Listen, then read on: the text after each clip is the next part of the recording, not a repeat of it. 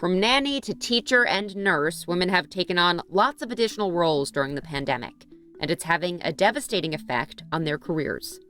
It just was impossible, quite impossible to manage. Before COVID, Tasneem Bhuiyan worked as a certified nursing assistant in Michigan, where she lived with her husband and twin girls. But all of that changed quickly. We just packed up and we came to Texas because my whole extended family is here. She gave up her job like millions of other women and became a stay-at-home mom. By early 2020, women were a majority of the workforce.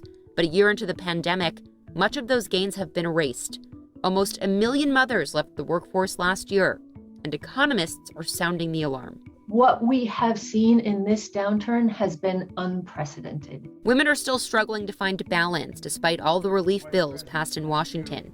That's why some lawmakers are calling for gender-specific measures. Congresswoman Grace Meng introduced the Marshall Plan for Moms. Named after the financial assistance the U.S. provided to Europe after World War II, it would offer several benefits, like paid leave and affordable childcare, to women who left their jobs during COVID to care for kids.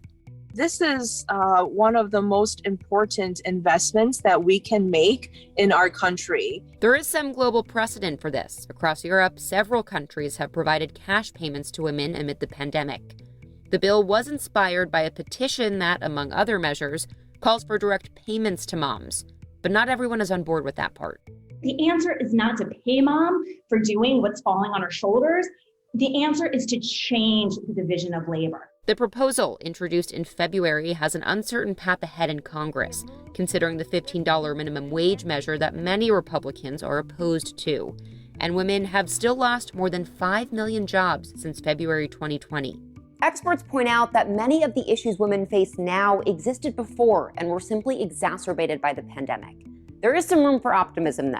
A vaccine rollout, stimulus bills that boosted child tax credits, and President Biden's infrastructure proposal that includes child care aid.